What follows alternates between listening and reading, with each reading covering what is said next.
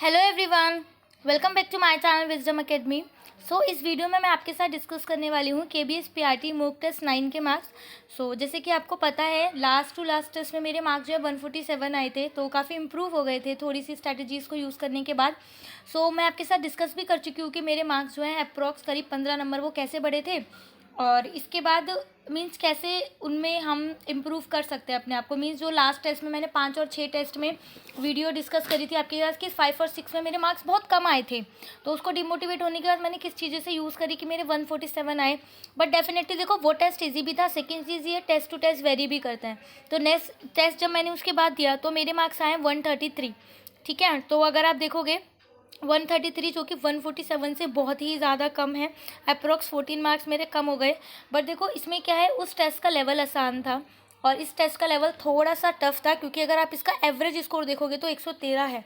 Means कि जो approx बच्चे हैं मोस्टली ज़्यादा एवरेज बच्चे जो है इसमें 113 तक स्कोर कर पा रहे हैं, और इसका हाईएस्ट स्कोर भी है 161, जबकि उस टेस्ट में 171 था।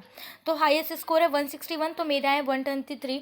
तो ऑब्वियसली अगर आप एक डेटा के अकॉर्डिंग देखोगे तो ये उतने अच्छे मार्क्स नहीं हैं जितना बच्चे स्कोर कर रहे हैं, क्योंकि इसकी कट ऑफ ही कितनी जा रही है 138। ठीक है, 138 इसकी कट ऑफ है, तो यानी कि मेरी इसमें कट ऑफ भी है वो क्लियर नहीं हुई है। ठीक है, मीन्स कि कट ऑफ इस पेपर को पास करने के लिए 134 अप्रॉक्स रखी गई है और मेरी है 133, यानी कि कट ऑफ भी क्लियर नहीं हुई है ऑब्वियसली। लेकिन समझ में नहीं आता कि प्रॉब्लम कहाँ आ रही है। ऐसे कुछ चीज़ों का लास्ट टेस्ट में मैंने यूज़ करा, उनको अप्लाई करा, तो येस मेरे को जो है इम्प्रूवमेंट दिखी, समझ में आई कि हाँ ये चीज़ें कर रही हैं। बट वही चीज़ अलग टेस्ट में नहीं अप्लाई हो पा रही, क्योंकि मैंने इसमें भी कोशिश करी। देखो जब हम कोई टेस्ट दे रहे हैं तो कोई क्यों नहीं चाहेगा कि उसके मार्क्स जो हैं अच्छे आएँ, वो अच्छे नंबर स्कोर करे, अच्छे से नंबर लाए। लेकिन पता नहीं क्यों क्यों चीज़ें हो नहीं पा रही। मीन्स जैसा हम सोच रहे हैं कि इतने नंबर आने चाहिए, उतने नंबर आने चाहिए, नहीं वैसा हो नहीं पा रहा, तो खुद को भी डिमोटिवेशन मिलता है। बट इट्स ओके, डिमोटिवेट होने का टाइम नहीं है अभी। जो हम गलतियाँ कर रहे हैं उनसे अभी हमें सीखना है, ताकि जैसे कि मान लो एक में मैंने संधि का क्वेश्चन गलत करा है, तो अगली बार टेस्ट में अगर मेरे पास संधि का क्वेश्चन आता है तो मैं गलत ना करूं, क्योंकि संधि समझ लो मेरा वीक पॉइंट है। बहुत प्रॉब्लम होती है मुझे संधि को ठीक से एक्चुअली क्वेश्चंस को समझने में कि किस तरीके का क्वेश्चन पूछा जा रहा है। तो सेम यहीं पर है। और अगर आप इम्प्रूवमेंट की बात करो तो वो कुछ खास है नहीं, क्योंकि मार्क्स जो है वो कम ही हो रहे हैं। बट इट्स ओके, ट्राई करेंगे नेक्स्ट टाइम में अच्छे मार्क्स लाने की। सबसे ज़्यादा जो देखो प्रॉब्लम आ रही है ना, वो आ रही है इस सब्जेक्ट वाले पार्ट में, क्योंकि इसमें मेरा स्कोर जो है वो बढ़ ही नहीं पा रहा है। हमेशा 63 टू 65, 63 टू 65 ही रहता है, जबकि मैंने इतनी कोशिश कर ली कि इसमें मिस्टेक ना करूँ। हिंदी, इंग्लिश, मैथ्स, ईवीएस चारों के क्वेश्चन अच्छे से अटैम्प्ट करने की कोशिश करती हूँ कि हाँ पढ़ा हुआ है कर लेंगे। बट फिर भी कहीं ना कहीं छोटी सी मिस्टेक रह जाती है या कोई एक वर्ड स्किप हो जाता है, उसकी वजह से ना पूरा क्वेश्चन गलत हो जाता है। इसमें देखो लैंग्वेज में है 3 नंबर गलत हैं, बट 2-3 नंबर तो देखो गलत हो गई है ना। कोई भी पूरे पूरे नंबर ला रहा है अच्छी बात है, बट 1-2 नंबर का मार्जिन तो रहेगा ही। सेकंड चीज़ देखो इसमें जीके, करंट अफेयर, कंप्यूटर का फ़र्क पड़ता है, तो 12 नंबर है, ऑब्वियसली बहुत कम है, कहीं ना कहीं कमी हो रहे हैं। लीडरशिप वाले में मेरे 41 टू 45 मार्क्स रहते हैं। ठीक है, ऑब्वियसली मेरे 45 अभी तक आपने सब में देखा होगा, तो लीडरशिप वाले पार्ट में 45 आ जाते हैं।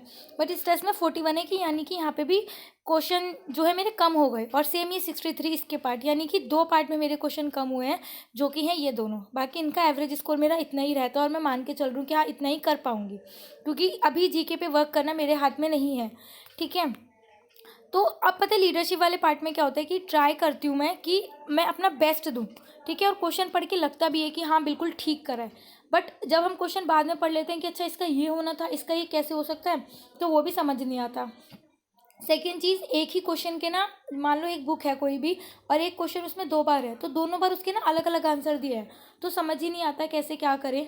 आप देखो इसमें मेरे इंग्लिश में 10 में से 10 क्वेश्चन ठीक है, मैंने 3 क्वेश्चन हिंदी के गलत कर रहे हैं। सोचो हिंदी के क्वेश्चन मतलब गलत कर रही हूँ मैं। अगर आप ये क्वेश्चन देखो, मतलब अब मीनिंग ही नहीं पता होता, अब तुक्का लगाना होता है तो वो गलत हो जाता है। तो 3 क्वेश्चन हिंदी में गलत है, और जीके में जीके का 2-3 क्वेश्चन गलत है, एक रीजनिंग का 2 रीजनिंग के क्वेश्चन गलत हो गए। अब देखना ये देख के लगता है कि तो बिल्कुल सेम बनाया था, बिल्कुल ठीक करा है, ऐसे ही तो क्यों नहीं आता, जबकि हम बनाते हैं ना तो आंसर बिल्कुल ठीक लगता है, और इसमें रीचेकिंग का टाइम भी मिलता है। पता नहीं फिर भी क्यों क्वेश्चन गलत हो जाते हैं।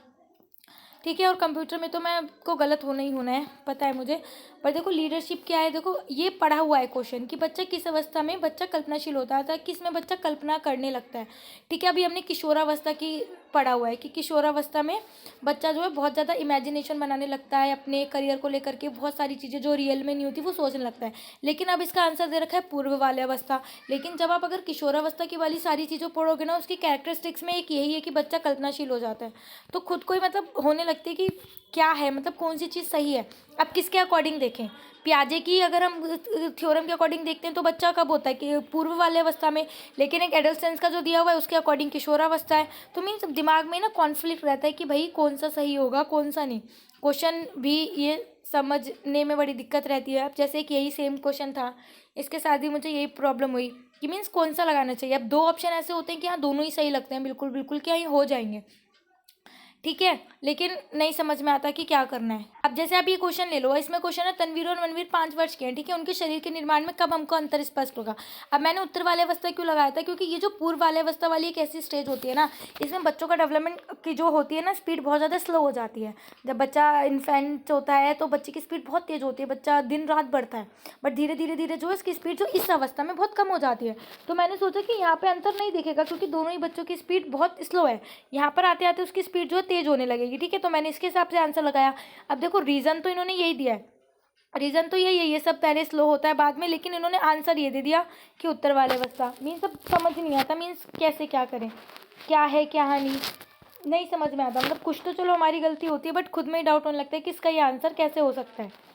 अब जैसे कि ये सकारात्मक दंड देना है तो मित्रों द्वारा मजाक बनाना सकारात्मक दंड होगा, ठीक है। तो कुछ प्रॉब्लम है, मतलब जहाँ पे कॉन्सेप्ट को बहुत ज़्यादा क्लियर करने की ज़रूरत है, जो आंसर गलत हो रहे हैं जो नहीं होने चाहिए, ठीक है। सबसे इंपॉर्टेंट है लास्ट पार्ट पे चलते हैं जहाँ पता नहीं, देखो मैथ्स में मैं ट्राई करती हूँ मैं सारे क्वेश्चन ठीक करूँ, ठीक है। मैथ्स के मुझे 1-2 क्वेश्चन को छोड़ के सारी चीज़ें होती भी हैं कि हाँ वो हो जाएंगी।